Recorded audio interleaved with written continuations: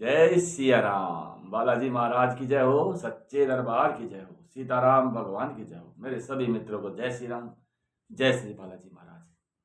मित्रों, आज बात एक ऐसी समस्या के बारे में करते हैं जो लगभग समस्या जो भी भाई दरबार लगाता है सबके पास आती है, हमारे पास भी आती है। एक ऐसी समस्या जिससे लोग बहुत परेशान हैं और उन्हें पता नहीं होता, समझ नहीं पाते, और उस समस्या से वो सालों तक घिरे रहते हैं। भाई ऐसी समस्या क्या है, आप भी सोचेंगे।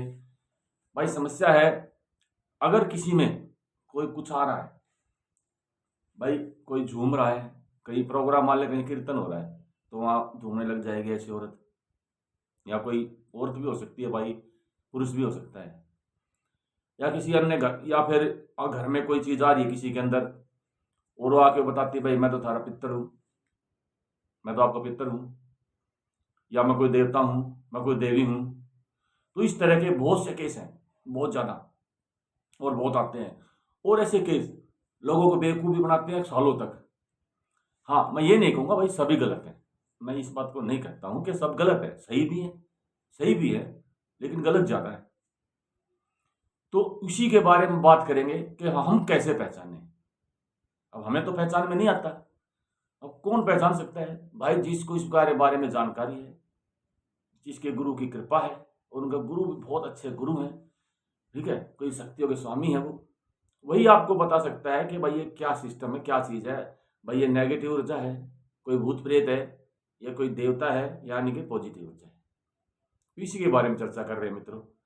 भाई वीडियो को देखने से पहले मित्रों, वीडियो को पूरा देखें और चैनल को लाइक करें, सब्सक्राइब करें, कमेंट अवश्य करें, क्योंकि बहुत अच्छी जानकारी है इसमें आपके लिए। अभी क्या होता है मित्रों, सबसे पहले बात कर लेते हैं कि भाई नेगेटिव ऊर्जा, हमें उसकी पहचान कैसे हो, हम कैसे पहचानें। हम कैसे पहचानें कि हाँ भाई ये अच्छी चीज़ है या बुरी है, क्योंकि आपके आसपास भी ऐसे मिलेंगे, आपके कोई रिश्तेदार भी मिलेंगे, और हमारे पास तो कोई ना कोई आता रहता है। भाई कहेगा मैं इनका पितर हूँ, मैं माता की शक्ति हूँ, मैं बाबा की शक्ति हूँ, मतलब वो घर वालों को बेवकूफ़ बनाता है।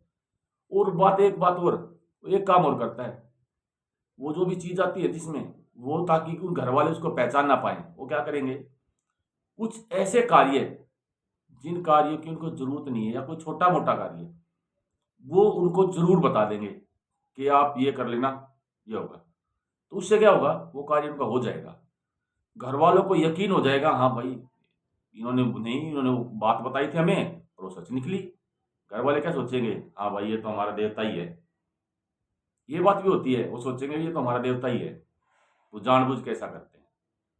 अब पहचान क्या है, बात करते हैं भाई उसकी पहचान क्या है, हम कैसे पहचाने कि भाई ये नेगेटिव ऊर्जा है, उसके बारे में हम कैसे पहचान सकते हैं, बात उसी के बारे में है। देखिए मित्रों, जब हम पूजा पाठ करने बैठते हैं, जिसमें भी ये चीजें आती है, पहली बात तो जिसमें ये चीजें आएंगी, जहां भी हम कहीं धार्मिक कार्यक्रम में जाएंगे, भाई कहीं जागरण हो रहा है, छोटा मोटा कीर्तन हो रहा है, कोई प्रोग्राम हो रहा है, हम जहां भी जाएंगे वहां पर ही ये चीजें झूमने लग जाएंगी, क्योंकि वो नेगेटिव ऊर्जा है, उन पर दाब पड़ती है, वो झूमती है। पॉजिटिव ऊर्जा कभी नहीं झूमेगी, पहचान है ये। दूसरा, जब हम घर में पूजा पाठ करने बैठते हैं अपने घर में, तो हम पूजा में बैठ ही नहीं पाएंगे, हम ध्यान ही नहीं लगा पाएंगे, पूजा कर ही नहीं पाएंगे। और जैसे ही पूजा में बैठेंगे ना, हमारे अंदर धीरे धीरे गुस्सा आता चला जाएगा। ये भी पहचान है कि हाँ भाई पॉजिटिव नहीं, वो नेगेटिव चीज है।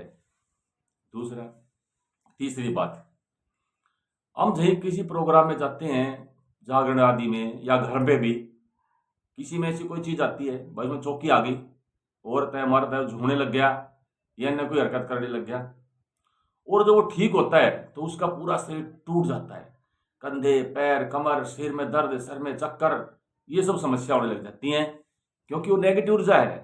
समस्या तो होगी, अगर पॉजिटिव ऊर्जा किसी में आएगी तो ये समस्या नहीं होगी, क्योंकि पॉजिटिव ऊर्जा जब आती है तो आपका शरीर बिल्कुल हल्का हो जाएगा, ना कि भारी होगा। अगर किसी के साथ ऐसा हो रहा है, किसी के घर में, तो आप ये देखिए कि उसमें जब वो चीजें आती है तो उसके बाद उसकी हालत क्या होती है। अगर उसकी हालत बिल्कुल ठीक है, शरीर बिल्कुल हल्का है, तो समझ लिए चीज अच्छी है, नहीं तो बुरी है। और एक सबसे बड़ी जो पहचान, अभी किसी में कोई ऐसे भाई किसी में कोई माता की चौकी आती है या अन्य कोई देवता की चौकी है आती है तो नेगेटिव ऊर्जा, लेकिन आपको बताते हैं भाई हम देवता हैं, और फिर भी वो जिसमें आती है भाई बीमार रहता है निरंतर। भाई कई ऐसे केस भी आते हैं, वो कहेंगे जी इसमें ऐसे आता है लेकिन ये तो बहुत बीमार रहता है काफी सालों से, या उसके घर में बीमारी बड़ी घुसी हुई है, पीछा ही नहीं छोड़ रही, काम धंधा सही नहीं है बेचारे का।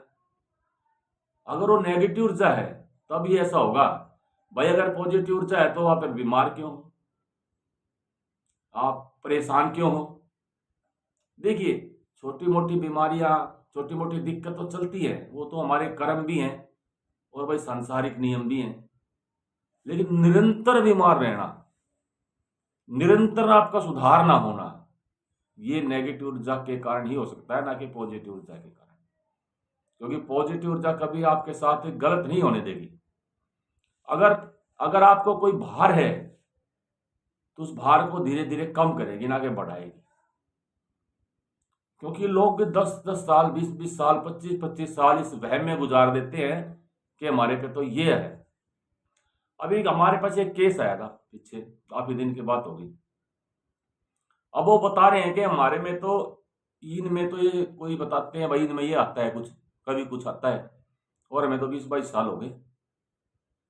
कभी गोरखनाथ जी बन जाते हैं, कभी बजरंगबली बन जाते हैं, बताते हैं, कभी पितर बताते हैं, कभी किसी की शक्ति बताते हैं, हमारे इनमें आता है। हाँ, और एक दो बार उन्होंने कुछ ऐसी बात बताई वो सच भी निकली, तो जैसे मैंने पहले बताया वो जानबूझ के बताते हैं, लेकिन उनके घर में बीमारी है, वो 20-25 साल से, 22 साल से परेशान है, बीमारियां उनका पीछा नहीं छोड़ रही हैं। भाई जब पॉजिटिव ऊर्जा है और फिर भी बीमारियां हैं, यानी कि पॉजिटिव ऊर्जा नहीं है, वो हो ही नहीं सकती पॉजिटिव ऊर्जा, वो नेगेटिव ऊर्जा है। दूसरी बात, आपको पूजा पाठ नहीं करने देगी, कहेंगे हाँ पहले तो करते थे अब नहीं करते। क्यों नहीं करते? क्योंकि वो नेगेटिव ऊर्जा नहीं करने देती। आप में, आपके पास, आपके घर में, अन्य किसी में अगर ये समस्या है तो आप इस बात से पहचान लीजिए कि भाई आपका शरीर बाद में टूटता है या वैसे टूटता है तो नेगेटिव ऊर्जा है, पॉजिटिव ऊर्जा हो ही नहीं सकती है वो। और जो पॉजिटिव ऊर्जा होती है किसी भी देव की शक्ति होती है, किसी भी देव की शक्ति, वो जो देवता की शक्ति है वो हमारे यहाँ वास करती है। यहाँ कहते हैं ना दिव्य दृष्टि खुल गई। जब देवता की शक्ति होती है तो सिद्धि यहां टकराती है आगे हमारे इस हिस्से में, और जो नेगेटिव ऊर्जा होती है वो यहां पीछे आएगी, यहां यहां पैरों पे, पेट पे, कमर पे, वो तो यहां बैठेगी ताकि आप परेशान हो, आपको दर्द हो। तो आप इस बात से समझ जाएं कि भाई नेगेटिव ऊर्जा आपको सिर्फ परेशानी देती है। अब कोई 8 साल से परेशान है, कोई 10 से है, कोई 12 से है, कोई 20 से है, और वो उनको बेवकूफ बना रही है वो शक्ति, भाई मैं तुम्हारी देवी हूं। वही उसको तो खाने को मिल रहा है, भोग मिल रहा है। हाँ, आपको पता, आप कहीं चले जाते हो, आप कहीं भगत के पास, अन्य दरबारों में जाते हो और उनको जानकारी नहीं होती है। अभी कोई चला गया भाई, जानकारी उसको है नहीं, वो पहचान नहीं पाता। भगत के सामने भी कही कि मैं ये हूं, भगत भी कह देगा भाई ये तुम्हारा देवता है और इसकी बातें मानो, ये जो कहा है इसका घा पूरा करो ताकि ये तुम्हारे साथ दे। भाई घर वाले वही काम कर देते हैं, लेकिन फिर भी परेशानी रहती है। ऐसे ही परेशानी तो हटती नहीं। भाई परेशानी नहीं हटी तो यानी कि भगत को पहचान में नहीं आई वो चीजें, इतनी आसानी से पकड़ में नहीं आती हैं ये, और इतनी आसानी से पहचान में नहीं आती हैं। तो आप ये जो पहचान मैंने बताई है देख लीजिए। अगर कोई भगत आपको बता भी देता है ना भाई ये तो अच्छी चीज है, तो अच्छी चीज है तो फिर हम परेशान क्यों हैं? वहां एक बात और इसमें, मैं वही बात जैसे पहले कहा था भाई, सब गलत भी नहीं है।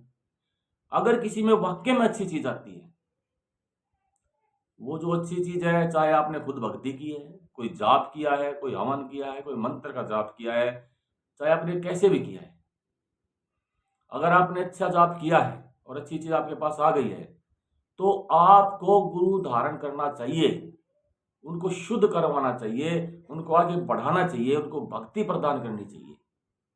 क्योंकि जब नहीं करेंगी तो वही चीजें आपके लिए नेगेटिव हो जाती हैं। उनको आप अपनी भक्ति का भोग दीजिए। आप कहीं ना कहीं गुरु धारण कीजिए, एक अच्छे साधक की तलाश कीजिए, एक अच्छे गुरु की तलाश कीजिए। वो जो कहावत है ना भाई, गुरु बनाओ देख के, कैसे कुछ कहावत है कि मेरे को पूरी याद नहीं है, लेकिन फिर भी मैं ये कहूँगा, गुरु ढूंढो, तलाश करो, जल्दीबाजी मत करो।